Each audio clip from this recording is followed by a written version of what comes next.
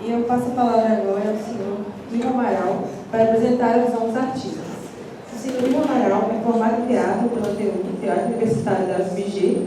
Igor Amaral construiu uma das mais sólidas carreiras artísticas na cidade. Ator, produtor e diretor, Igor é sócio do Cangaral Produções Artísticas, produtora com mais de 30 anos de trajetória e sucesso de público, com projetos reconhecidos em todo o Brasil como um mega sucesso. Acredite, um espírito baixou em mim.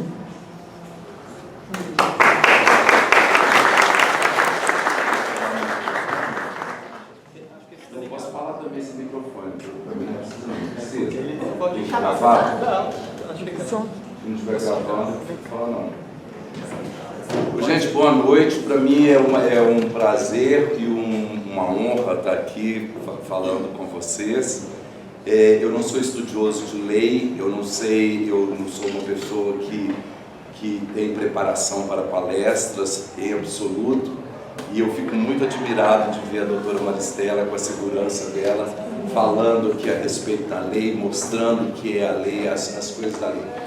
E o que eu posso fazer é falar da minha experiência como ator, produtor e pessoa que trabalha com teatro a vida inteira. Eu passei minha vida inteira trabalhando com teatro, sem uma outra profissão que viesse segurar essa minha carreira.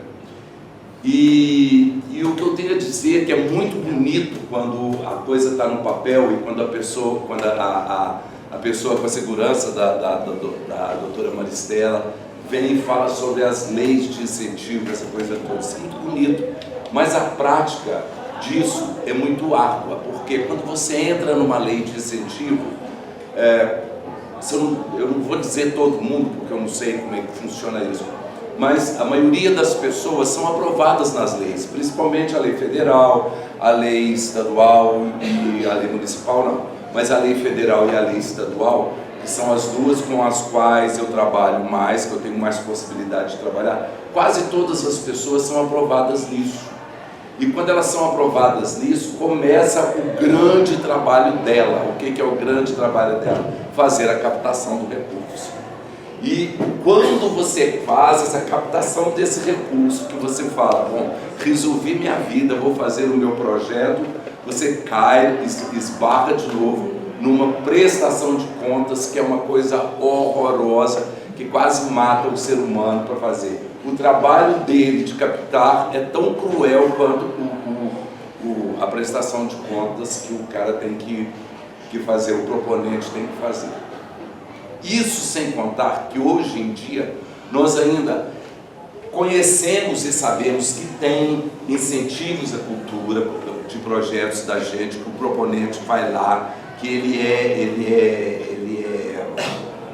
é o cara que vai lá e capta o dinheiro, e ainda a empresa chega e fala assim, não, o seu projeto é esse, não é esse? O meu projeto é esse, eu quero fazer desse jeito. E a empresa fala, você vai ser patrocinado, mas você vai fazer desse jeito. Ou seja, você começa a fazer um projeto para a empresa. Você que é o proponente está trabalhando para um projeto da empresa. Então são coisas que a gente tinha que ter um jeito de resolver isso na vida. Não sou eu que vou resolver, eu não sei como resolver isso. Eu não sou político, eu não sou da área, eu não tenho nada a ver com lei de incentivo. Eu estou falando de mim como artista. Nós, como artistas, precisamos reivindicar essas coisas, artistas e produtores, nós precisamos reivindicar essas coisas, que são, quando você pega um projeto, seu projeto tem que ser seu, tem que ser proibido a empresa tentar fazer com que o dinheiro que o cara está captando, que o proponente está captando, um projeto dela. E gente, está cheio disso aqui em Belo Horizonte, mas está cheio, está cheio. As grandes empresas pegam, patrocinam e falam assim, pois é, mas nós estamos precisando de uma reunião com você. Você vai fazer essa reunião com essa pessoa, chega lá, ela te desce, goela abaixo, um projeto dela. E o cara, obviamente, acaba fazendo o projeto da empresa, e o projeto dele, que era aquele projeto, vai ficando de lado, ou então ele é obrigado a fazer com o mísero do dinheiro que vai sobrar, do dinheiro que foi feito com o projeto da empresa. Eu acho que essas coisas nós deveríamos ver, a gente deveria reivindicar essas coisas, sabe? Eu fico muito impressionado com essas coisas. Eu estou falando da lei estadual e da lei federal, que são as duas leis com que eu tenho mais acesso, com que eu mais trabalho. Eu não tenho noção nenhuma da lei Paulo Gustavo, nunca consegui nada do Paulo Gustavo, nunca consegui nada do Audible. Sim, eu sei, mas eu ainda não tenho acesso a nada deles. Eu acho que nem tem também, né? A lei ainda não está formalizada, né? Ela acabou de ser regulamentada, mas os estados ainda estão com prazo para apresentarem os seus planos de ação, para depois lançarem editais, para só então a população vai ler o edital, né, vai preparar o projeto. Isso talvez no ano que vem comece alguma coisa, né? Pois é, então eu acho que tem uma porção de coisas assim, a Aldir Blanc também, eu não fui agraciado, mas também não entrei para fazer nada, e sei de gente que entrou e que foi bem mais simples, né, prestação de contas. Eu acho que nem teve prestação de contas dessa outra lei, não foi? Da Aldir Blanc? Teve. Mas era simplificada, não era?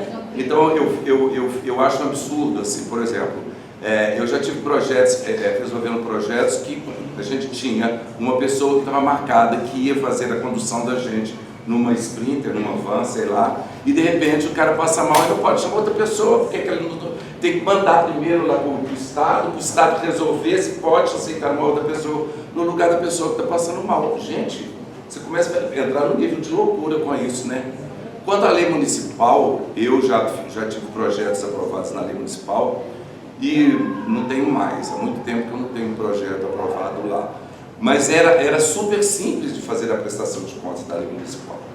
Era uma coisa maravilhosa. Depois de um determinado tempo, e vou dizer para vocês, porque eu posso dar nome aos bois, que eu não tenho rabo preso com ninguém, entrou para lá um menino chamado Murilo Júnior, que fez uma dificuldade, meu amigo querido, que fez uma dificuldade terrível com a prestação de contas da lei municipal, que tinha que ter um negócio que eu nem sei como é que é, porque como eu não fui agraciado mais lá, mas tinha uma coisa que era assim, você tem que, não podia dar cheque, você tinha que fazer depósito na conta do outro. Eu falei, meu Deus do céu, essa coisa vai confundir demais, e realmente confundiu demais. É o que as pessoas falam, eu mesmo não sei como é que é. Então, gente, quando eu aceitei aqui pelo doutor falar disso aqui, doutor, eu falei, gente, eu vou para lá porque se tiver um debate, eu posso debater, eu posso falar das minhas experiências, das minhas coisas, mas eu não sou letrado em lei, eu não sei falar sobre lei, não sou estudioso de lei. E por isso eu fiquei muito admirado com a sua segurança, com a sua capacidade de falar, e acho muito bacana. Mas eu estou aqui para isso. Se tiver alguma pergunta que queiram fazer e eu puder responder, eu vou me sentir muito orgulhoso de poder contribuir com alguma coisa. Alguém já quer fazer algum comentário? Vem aqui, só uma...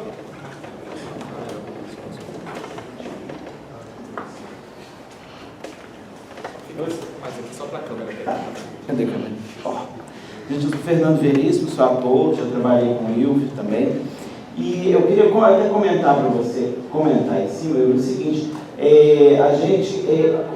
você falou que muita gente é aprovada, mas muita gente, a maioria dos projetos não vai em frente, porque essa captação, você tem um prazo de 1 ano, depois prorroga mais 1 ano para você conseguir. Artista famoso chega lá e é o que muita gente fala mal da lei, porque a Cláudia Leite, mas a empresa, ela quer visibilidade, certo? Então o que ela faz? A Cláudia Leite dá uma visibilidade para a pessoa, vai pôr cartaz, vai 30 mil pessoas no show dela. Eu coloco lá que estou prevendo que vai 100 pessoas, 300 pessoas por dia no meu espetáculo. Eles olham para mim, vou olhar. Entenderam? É essa questão que dificulta para a gente, essa coisa de terceirizar. Quem decide, na verdade, os espetáculos que vão entrar em cartaz é uma empresa, né? O governo terceiriza essa questão. Aí eu queria que eu comentasse isso também, né, de como é difícil captar e morrer na praia depois. Porque as pessoas acham que não, chegou lá, parece que alguém do governo chega com a mala de dinheiro e entrega para a gente. Não é. E essa prestação de contas, a gente é artista, e a gente tem que virar um contador para... Na época desse governo passado, sem querer entrar em política e longe de entrar em política, na época desse governo passado, que as pessoas, os artistas foram acusados por causa da Lei Rouanet, e eles nem sabem, essas pessoas que falavam, que era a Lei Rouanet? Eles achavam que chegava sempre e falava assim, tem 5 milhões para a Cláudia Raia fazer uma coisa. Não, não tem 5 milhões. Ela tem o direito de fazer captação disso. Assim como outra pessoa também que entrasse com um projeto teria o direito de fazer captação disso. O grande problema é como captar isso. Agora, se ela é uma pessoa famosa, tem um lobby grande ali atrás dela para ir numa empresa e essa empresa chegar dela, isso não é problema de ninguém, gente. Isso é um problema que ela construiu.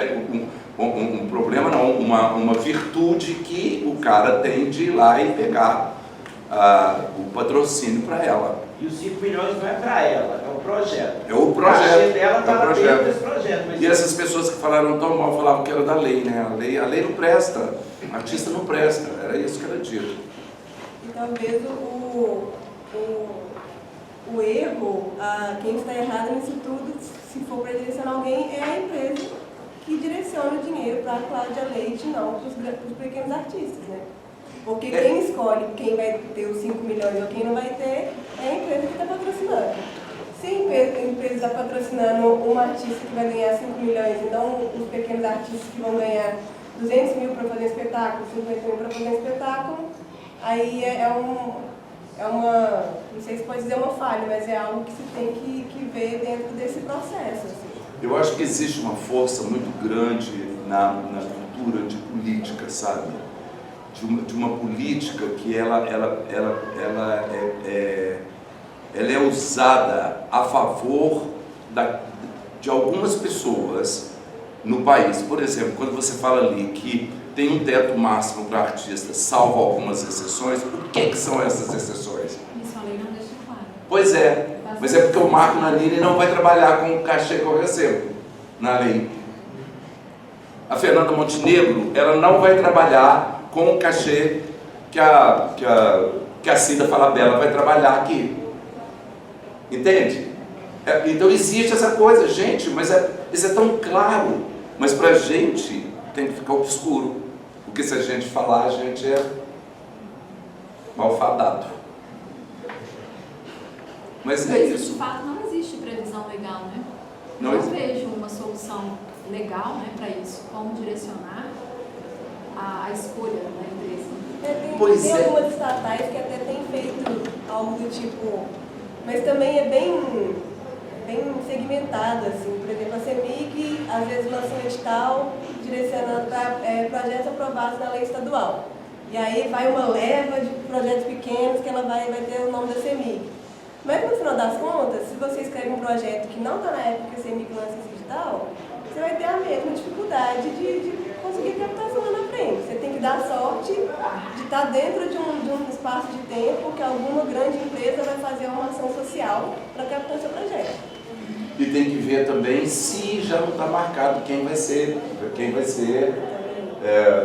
contemplado com isso, nesses editais, porque isso é uma coisa muito séria também que acontece. A pessoa já chega assim, vem o João que está começando a fazer teatro e precisa daquele dinheiro e ele está pedindo 50 mil. Não posso te dar 50 mil não, porque eu dei 500 mil para sei lá quem, que merece mais, porque ele é uma pessoa que tem muito mais visibilidade que você. Ora, então, quando é que essa pessoa que precisa de 50 mil vai conseguir fazer alguma coisa na vida dele, para virar uma pessoa também que possa ser contemplado e mostrado o trabalho dele? É muito difícil isso, gente, realmente, foi não? Eu contribuo com essa discussão. Dá para falar? Não dá? Boa noite, meu nome é Renato Dolabella, eu sou advogado da área de cultura. E o que acontece? Eu concordo que não tem uma fórmula jurídica para você resolver a questão da visão da empresa, porque a visão da empresa é por conceito empresarial. E se você começa a botar na mão do governo critérios qualitativos sobre cada projeto, do tipo, esse projeto pode captar, aquele não, vai pedir áreas parecidas, né? Você vai entrar num campo muito perigoso, porque você vai fazer uma análise subjetiva do mérito cultural, se é que existe isso, e daí para você chegar em situações de censura ou coisas dessa linha, é um passo. Tecnicamente, o que tem na legislação, que poderia ser um mecanismo de solução para isso, são os fundos. Porque o fundo, ele não parte da premissa da visão empresarial da exposição. Ele parte da premissa de uma política pública elaborada pelo órgão gestor federal, estadual, municipal, que pode publicar um edital aberto à classe artística como um todo, inclusive fazendo filtro de porte de projeto. Fazer, ó, isso aqui é só para projeto até 50 mil. Naturalmente, o grande produtor, que tem um custo maior de orçamento, não vai entrar naquilo ali. O problema, na verdade, os vários problemas, começa pela parte orçamentária. Os fundos, muitas vezes, não têm recurso para conseguir. A Lei Aldir Blanc, a UNE, ela foi operada com o Fundo Nacional de Cultura com dinheiro que estava parado há muito tempo. Mas era um outro problema. Era um orçamento que existia e que o governo federal não dava execução a ele. E que executou meio à força por causa da legislação. Algumas leis, elas linkam o mecanismo do mecenato, que é o patrocínio, com o fundo da seguinte forma. Parte do patrocínio ele é obrigatoriamente destinado ao fundo e não ao projeto. Minas Gerais tem isso na lei estadual, só que são percentuais menores, 5%, 3% ou 1%. A lei federal não tem. Alguns estados têm isso de forma mais ampla. Desculpa, como é que é seu nome? Renato. Renato, deixa eu te perguntar só uma coisa, mas a lei estadual hoje tem que dar 35%. Aí é outra coisa. Do que se capta, né? 1, 3 e 5 é a contrapartida sem incentivo. O dinheiro vai sair do bolso do empresário, sem tributação, sem abatimento fiscal, para ele poder aportar na ferramenta. Então ele não abate 100%, mas abate quase 100%. Tem um outro artigo na lei que fala o seguinte: dependendo do perfil do seu projeto, 5 a 25% do patrocínio vai para o fundo. Né? Você vai chegar nesse ponto também, isso existe. Projetos do interior têm menos, tem um direcionamento obrigatório menor para incentivar a descentralização, né? Projetos de certos perfis, etc. Aí qual é o problema? Quando você tem essa regra na legislação, a sua vida na captação fica mais difícil. Porque o patrocinador, com a visão empresarial, naturalmente teria que pensar o quê? Eu quero aportar toda essa verba naquilo que vai me dar a maior exposição possível. Então vira uma situação que você até tem a regra jurídica em algumas situações, mas a prática, como você bem colocou, ela traz alguns dificultadores que a lei não dá conta de resolver sozinha. Porque aí vai ter que envolver outras questões, como política pública, que envolve o orçamento do próprio governo para os fundos, o preparo dos proponentes culturais para saber operar o fundo, porque acontece muito isso. A pessoa tem a primeira experiência no fundo, né, com um projeto menor, ela não dá conta de prestar conta dentro da regra jurídica, lá na frente ela tem problema. Então, só para tentar contribuir um pouquinho com essa discussão, porque ela é realmente difícil e ela não é de hoje, na verdade. Né?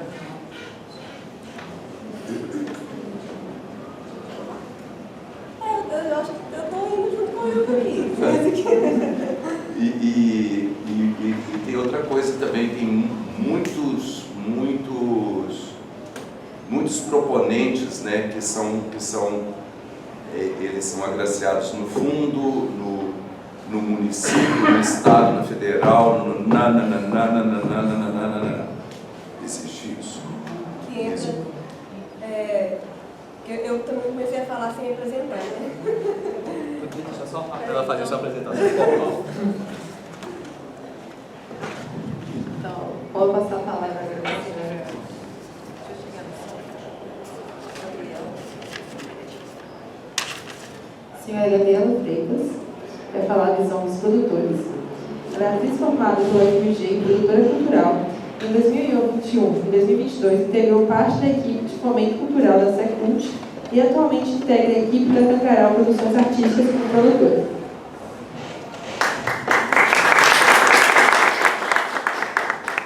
Acho que não precisa. Estão me ouvindo bem? Tem um barulho lá fora. Está trabalhando, gente.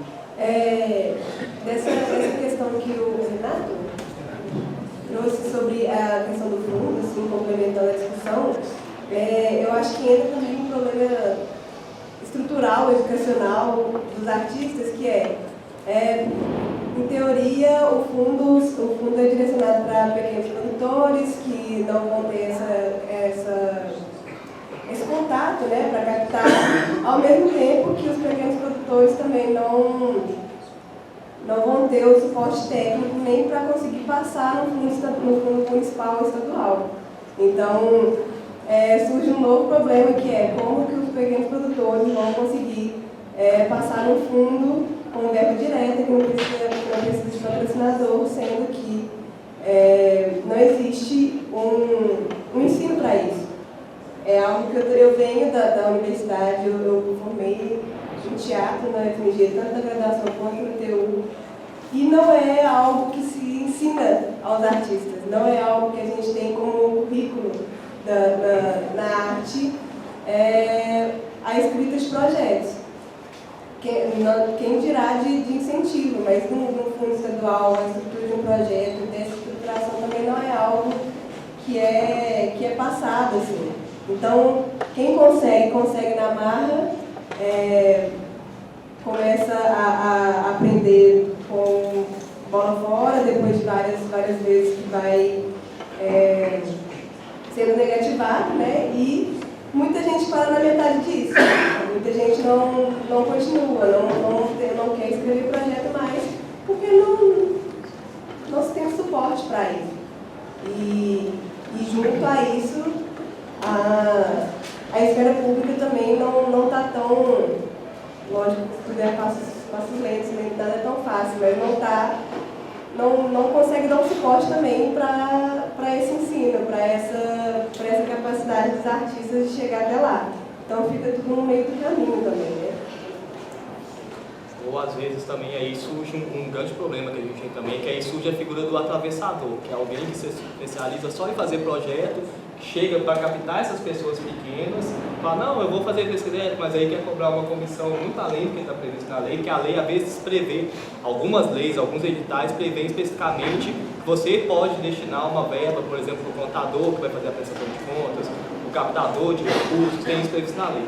Só que nem sempre esse captador fica naquilo que está na lei. Às vezes ele fala, não, eu quero mais, porque eu tenho... É o grande problema que o Hugo falou. Às vezes a pessoa não tem o conhecimento, ele não consegue chegar na CEMIG. E aí alguém fala, não, eu conheço, eu tenho um canal para poder entrar em tal empresa. Só que a que custo que isso vem para o pequeno? Então se ele vai captar 50 mil, cara, que é metade, que é 30%, que é 20%. Não, aí também já é demais. A gente que trabalha com jurídico, a gente sabe que, assim... Bom, tem gente que cobra muito mais. Mas mesmo fazer um projeto é caro. A gente tem que pagar caro para fazer um projeto. Você não faz um projeto aí. Você, o cara está cobrando 2 mil para fazer um projeto. Não tem projeto de 2 mil, não. Ninguém faz projeto de 2 mil, pelo menos que eu saiba, gente. Às vezes tem alguém que faz, eu não sei. Mas para fazer um projeto de lei está muito caro. As coisas não estão fáceis. E aí tudo é muito caro. Fazer teatro. Qual a importância da lei de incentivo, gente? Estou falando de uma experiência minha. É porque sem lei de incentivo hoje fazer teatro ficou praticamente impossível. A disputa de público hoje é uma coisa escandalosa. Tudo disputa com você. E aí quando você está no teatro que não tem público, você fala assim, mas hoje é dia das mães, por isso que não deu ninguém. Hoje é dia do jogo do Corinthians e Palmeiras, por isso que não deu ninguém. Hoje é dia de Cruzeiro e Atlético, está acontecendo não sei o que, teve engarrafamento. Aconteceu um desastre lá na Pedro II, é por isso que não chegou gente do teatro. Meu Deus do céu, mas será que só tem gente da Pedro II? Então sempre tem um negócio que acontece e tem uma desculpa pra gente. E se a gente não tem uma forma de ter um dinheiro para poder sustentar isso, gente, sinceramente, fica impossível de fazer teatro. Então, eu acho que uma das coisas fundamentais da lei de incentivo é isso. E com o advento da lei de incentivo, porque eu sou muito antigo, eu tenho 64 anos hoje. Então, antes do advento da lei de incentivo, dessa coisa assim, vou ter um caso para contar para vocês. Por essa lei de incentivo, essa coisa assim, o que acontecia? As pessoas batalhavam para botar público dentro do teatro, porque as pessoas viviam da bilheteria. Tinha uma necessidade, e o teatro entendia isso.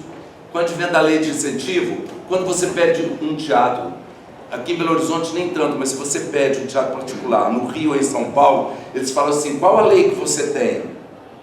O que você captou? Porque senão não te dão pauta, porque acha que você vai chegar lá e vai dar o cotó neles.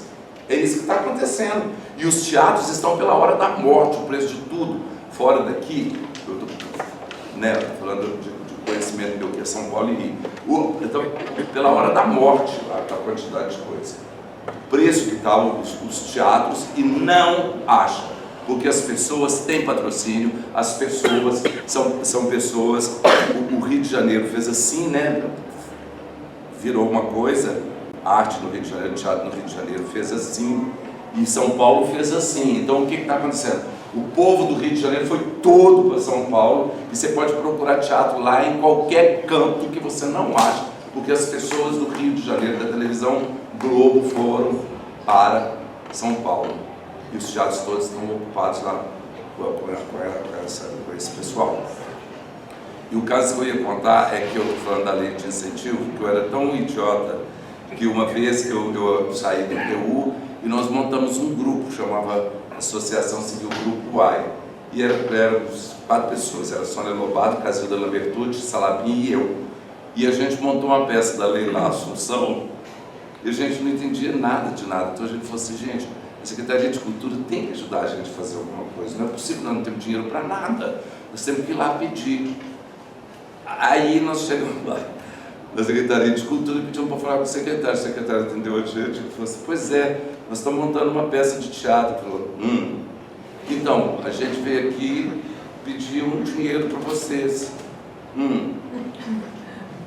Então, a gente queria que vocês ajudassem. A gente falou assim, mas a gente não tem dinheiro para ajudar vocês, não, gente, não existe isso não. A gente saiu numa frustração tão grande, porque a gente achava que quem ia fazer teatro ia chegar na Secretaria de Cultura e ia ganhar dinheiro para fazer montagem, inclusive de cenário. A gente não teve nada. E a peça também foi um fracasso. Beleza, eu desisti. Eu queria comentar uma coisa também que eu acho muito estranha na lei.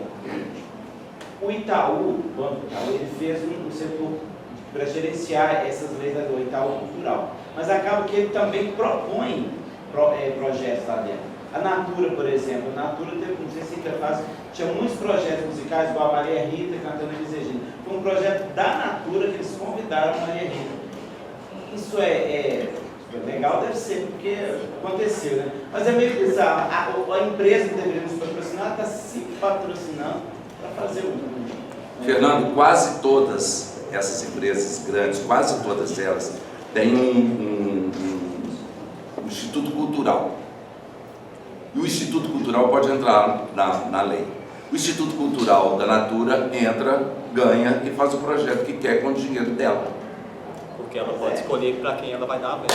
Nós concorremos com as empresas. Mas são todos. Você acha que o Banco do Brasil não chega e escolhe as coisas que quer botar lá dentro? Mas eu acho isso. Você acha que o Itaú não faz a mesma coisa? A Vivo não faz a mesma coisa? O Teatro Vivo... É tudo assim. É tudo assim. Eu acho que existe uma coisa chamada caráter que precisa ser reolhada nisso aí. E mesmo os que não tem Instituto Cultural, entra no que você disse, por exemplo, de uma empresa que você é aprovado no projeto, chega lá e fala, tá bom, vamos patrocinar você. Mas a gente tem que fazer tal e tal cidade, dessa forma, de tal e tal texto. Então, ele acaba fazendo o projeto dele mesmo ele não tem instituto. Então acaba entrando no mesmo lugar, na mesma ladainha, né? Vocês veem que é difícil. E assim, só uma explicação mais técnica e jurídica, é porque juridicamente são pessoas jurídicas, né, separadas. Inclusive, por exemplo, se for uma fundação, tem uma fiscalização do Ministério Público, é um patrimônio afetado. Os institutos geralmente são do tipo associação. Então, assim, em tese, inclusive, eles têm independência total, tem que estar previsto no estatuto, até tem legislação do Ministério Público que fala, dependendo do tipo de projeto que você for escrever, do tipo de função que você vai ter, tem que ter previsão específica no estatuto de um conselho curador, enfim. A lei prevê uma composição jurídica de que aquilo seja realmente independente da empresa que fundou aquilo. Mas na prática a gente tem um outro lado da lei, que a lei permite que a empresa escolha para quem ela vai dar. E aí ela vai escolher. Porque tecnicamente não é ela mesma, né? É só alguém que leva o nome dela. É o Instituto. É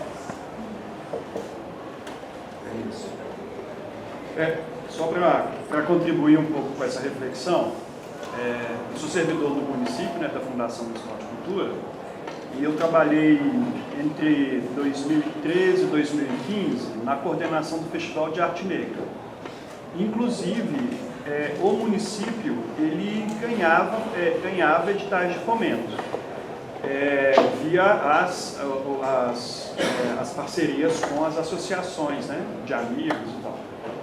E, curiosamente, né, eu vou dizer essa palavra bem provocativamente, embora o município, né, na pessoa lá, né, conseguia incentivo, né, ela ganhava o edital, o recurso, ela não conseguia, por exemplo, empresas para dedicar e colar a marca dela no Festival de Arte Negra. Na época, inclusive, eram os primeiros anos da virada cultural, toda vez que as direções iam, né, conversar com as empresas, né, que tinham interesse em dedicar recurso, e a virada? Ah, não, então, a virada a gente já tem, agora a gente tem aqui o Festival de Arte Negra. Ah, mas a virada não dá pra gente. Então, tem outras questões que vão... porque vocês falaram, né, dessas grandes empresas, né, que inclusive têm os seus institutos. Preconceitos da... Estou falando disso também, são duas coisas, né? Primeiro, dessa questão de que grandes empresas têm institutos culturais que competem com o recurso, né, com a renúncia fiscal. Sim. Inclusive o próprio Estado, ele compete com esse recurso. E aí a segunda questão mesmo o Estado conseguindo esse recurso, a captação ela é um problema. E ela é um problema maior quando a gente se depara com determinados temas ou com essa ideia da marca. Porque o incentivo fiscal, ele nada mais é do que o Estado transmitindo para a iniciativa privada a gestão do recurso que é público, né? E aí, nesse sentido, eu acho que eu concordo com o colega que fala da necessidade de se pensar algo além desse âmbito jurídico, que tem a ver com a política pública, né? Cultural. Né? Eu acho também.